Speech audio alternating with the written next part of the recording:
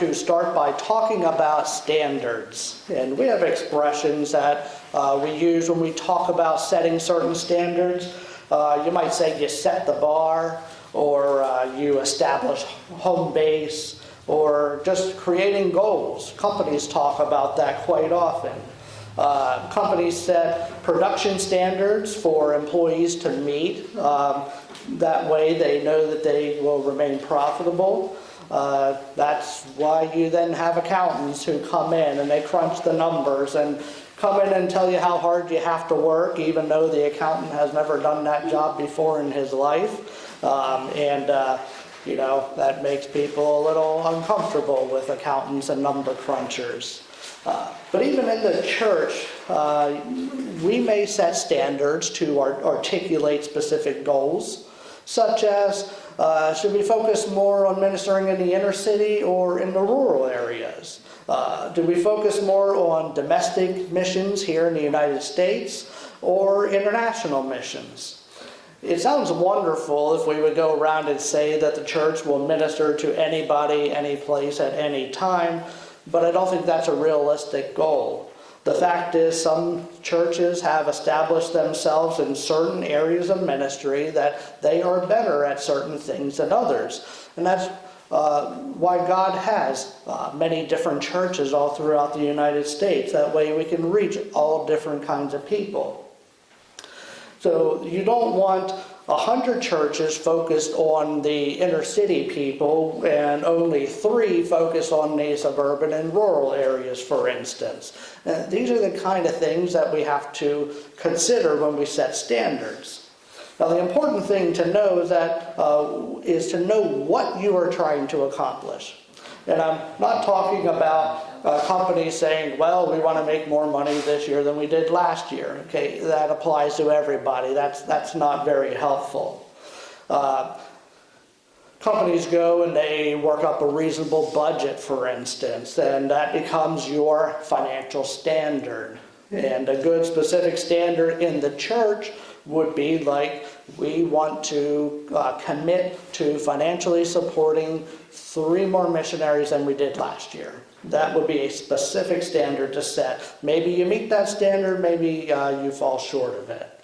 Same goes in our private lives, where it's very good to set personal standards as well. Here I'm more talking about moral standards, such as I'm going to hold myself to a higher standard because I know that I have struggled with, for example, gambling and alcohol in the past. So I'm going to do my best to avoid those things in the future. But that's really what we'll talk about this morning, is setting a high moral standard to live by. And naturally, we've been looking through the Psalms, so there is a psalm that deals with this. This was written by King David. We've been classifying our Psalms every week, so we sort of know the theme of it. This is classified as a royal psalm, and it is Psalm 101.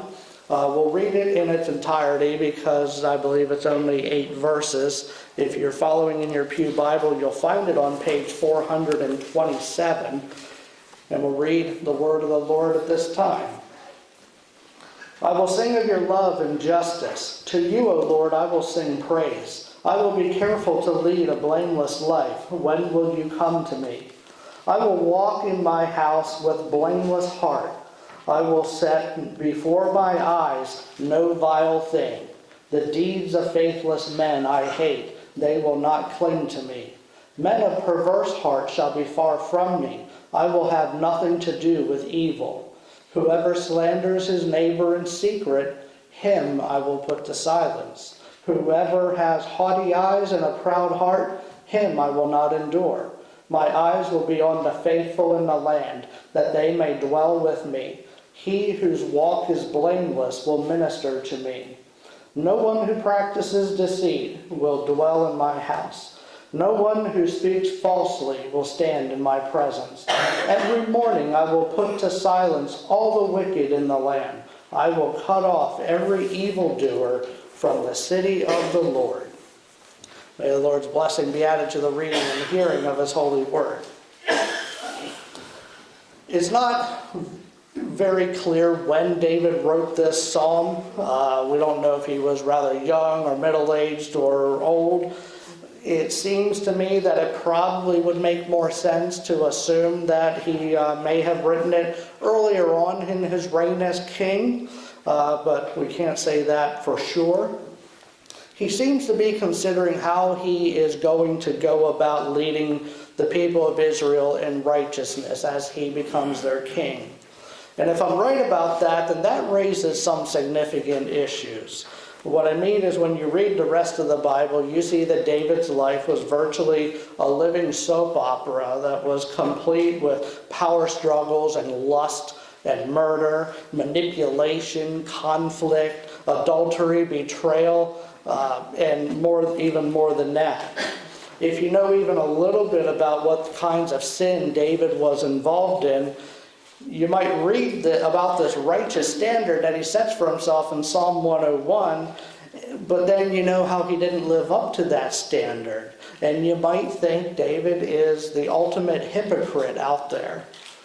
He says he is striving to be a great moral ruler, but he's no better than anybody else. Well, this is the first point this morning, that failing to live up to a righteous standard is not hypocrisy. It would be flawed reasoning if a person says, I know that I can't live a perfectly moral, good life, so I'm not even going to try. Okay, well, because I don't want to be a hypocrite.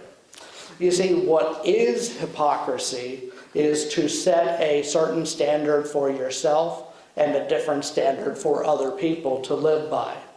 But David didn't do that. This is different from simply striving to be good. David recognized that God's standard is the appropriate one for all mankind, and he did whatever he could to strive to reach that standard himself, albeit quite often unsuccessfully. What David did was he set a standard for himself that no human being could possibly meet or surpass. So then you might ask the question, why would he set an unreasonable standard? Well, think about it logically. Okay, we have God's perfect law to live by. But if we know that we aren't going to ever fully meet this standard, let's say we try to dumb down God's law, make it a little bit easier for us to satisfy. Well, how would that work out? For instance, if I say, I know I should spend time with God in prayer every single day, and read my Bible every single day, but how about I give myself a little leeway and I'll do it 6 days a week and I'll take 1 day off. How long do you think it'll be until you are praying 5 days out of a week? Because it was okay to take 1 day off, why not take 2? Then how long is it going to be until you're only doing it 4 days? And then 3 days, and the next thing you know, you're spending time with God only when you feel like it or only when you need something, which sadly is the case for many people. That's why we need to always be focused on God's perfect standard, because you cannot compromise on perfection. Perfection should be the goal of every Christian, but another trap that we tend to fall into is the trap of self-righteousness. What can happen when a person decides to live under a higher standard and stop doing certain other things? Well, you look at other people who haven't adopted this very stringent standard, or maybe they simply live by no standards at all, and then you start thinking, well, I'm better than that person because I'm striving to do this and they aren't striving to do it as much as I am doing. Then you become self-righteous. You're focused on what I am doing.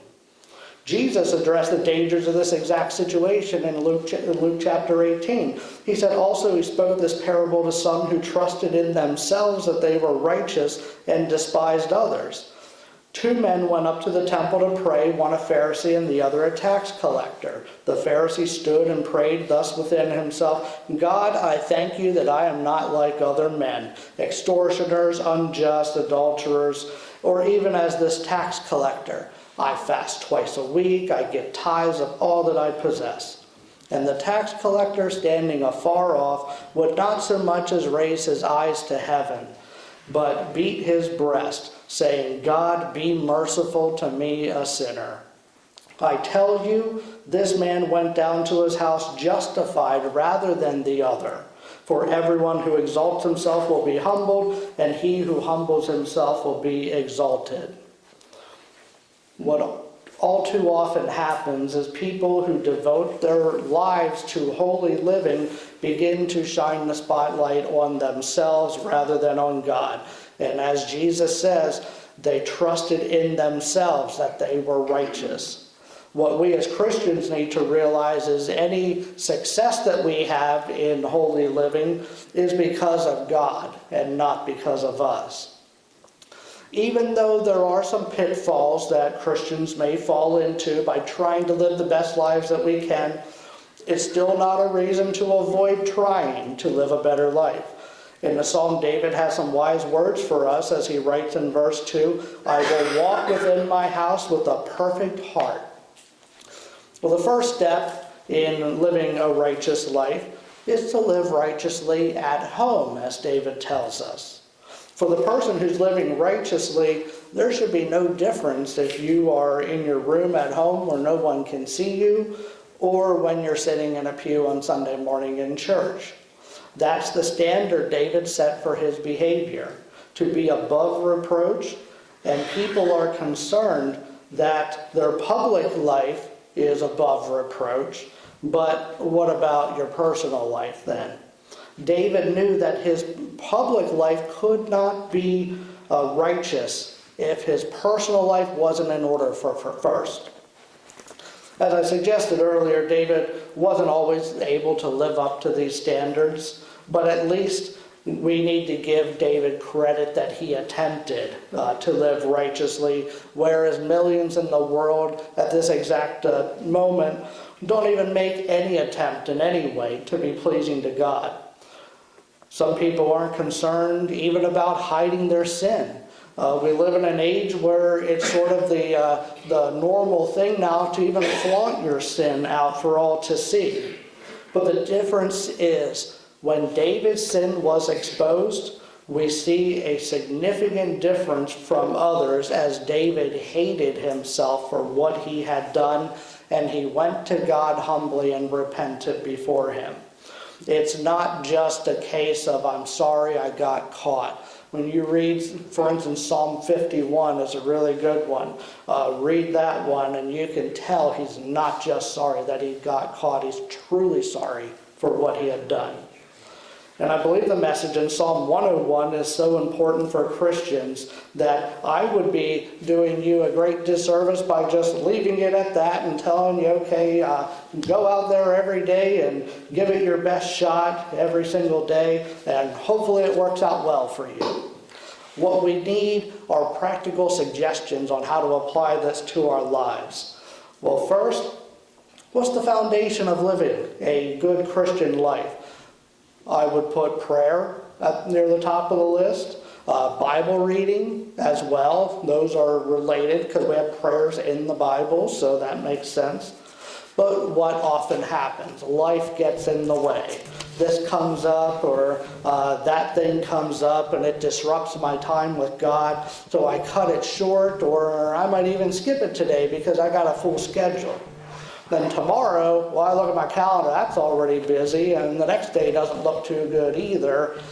And in the end, you end up not doing it. A good way to avoid this trap is to establish a routine for daily time of Bible reading and prayer.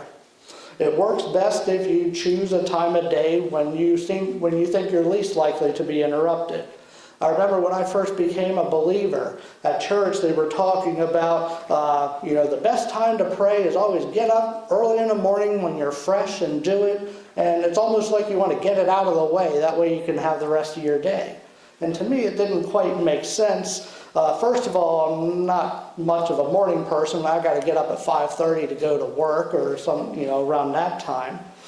And it just didn't work out for me. In time, I learned that I had to pick a time that worked for me. And for me, tends to be in the evening, right before I go to bed sometimes too. But, for everyone, it's something different. Just find a time when you're least likely to be interrupted. And one other quick thing to consider related to this is something I learned in a book by Christian author Eugene Peterson. He also wrote The Message, the modern paraphrase of the Bible. He put it this way. He said, literally block time out of your schedule in a day for this. For instance, if the doctor calls and says, okay, you're due for your annual physical, when would you like to set that up? Will 8:30 next Thursday work?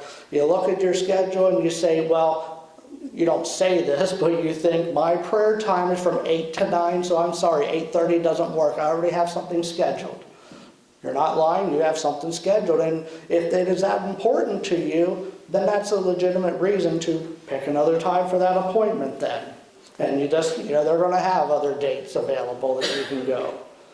You need to be reasonable about it, of course. Realize no matter how hard you try, emergencies will come up. But, what we've noticed is that if it's not in your routine, the first thing that comes up is going to take precedence over prayer and Bible reading.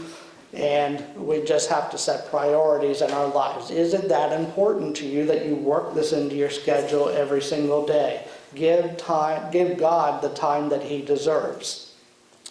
Moving on to another practical suggestion is find a good practicing Christian to be an accountability partner.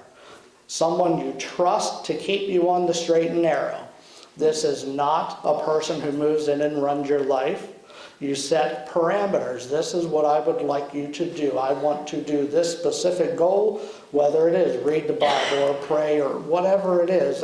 Even manage my finances so that I can give, a regular offering to my church every week. Because I find maybe some weeks I can give a lot, next week I have nothing.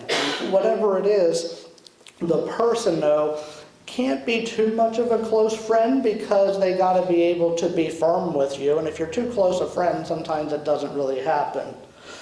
And they don't want to be scared of losing out friendship either if they really have to call you out on something that you're not doing properly. But regardless, the accountability partner must be someone sold out to the faith, someone who cares about this as much as you do and is willing to guide you along to establish a better Christian life, and someone who's invested in your growth in the faith. One of my jobs as pastor, one of my main jobs is to teach and train the congregation how to do ministry. And to that end, I can suggest go out and get an accountability partner. Okay, have at it. Okay, I could do that, but what if you can't find anyone, for whatever reason? Having said that, I'd like to take away that excuse. Hey, I'm sorry, I can't find anyone.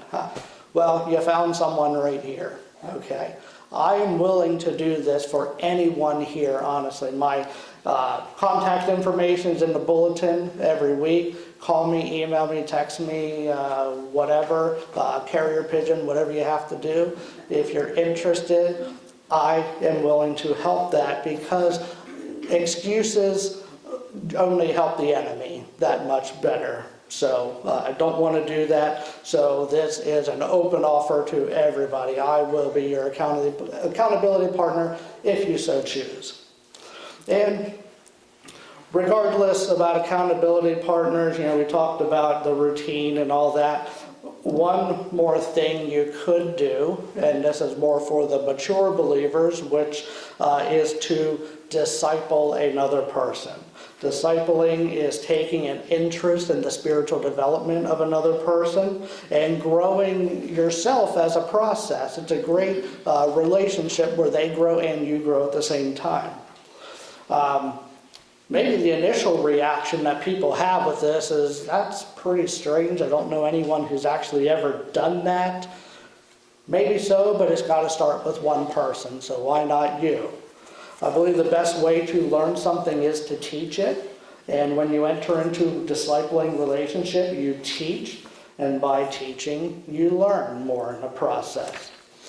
The most difficult part of the process is always getting started, finding someone to disciple. As I said, to some people it's completely foreign, strange concept.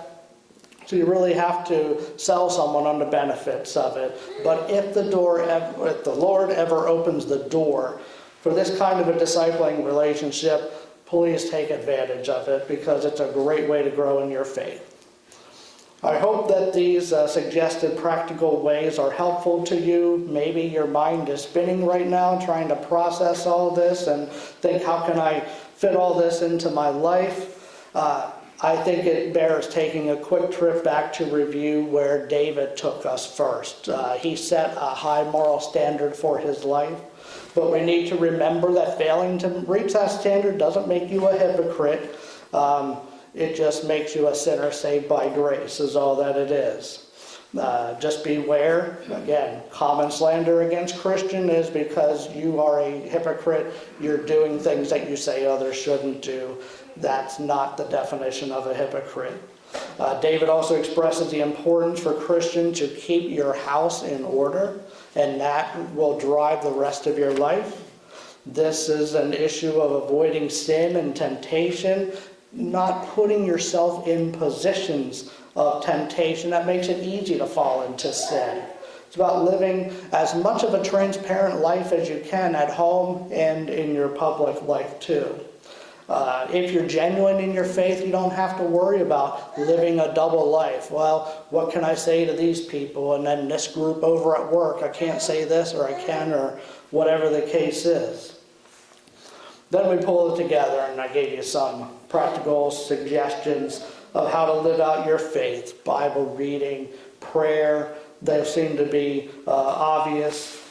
Get the accountability partner to keep you committed to practicing these things and growing in your Christian faith, or even entering into a discipling relationship with another person. Either way, you're sure to learn a lot, and you can grow so much and literally change your life by just implementing a couple of these things. It's the power of God through His holy word that changes our lives. What we have in this psalm is the life of David, who was completely transformed by God. He took a look at his life and he said, I want to live by a higher, better moral standard.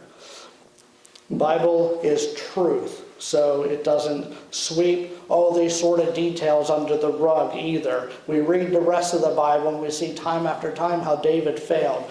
But we keep seeing that time after time David was forgiven as well, which is the lesson for all of us here. We aren't always going to meet God's holy standard. But like David, even when we don't meet it, we can't deny that our lives have been changed. We are new creatures in Christ when He comes into our life, and it makes a difference in our lives, and that we can make a difference in the world too. It's a good thing that God does not require perfection from us, because we couldn't be perfect. He gave us the perfect sacrifice by becoming a man to bear the burden of our sins. There's no words to express what that means for us, so I just want to leave you with the words that David used to begin this psalm when he said, I will sing of mercy and justice. To you, O Lord, I will sing praises. Let's bow our heads now and pray.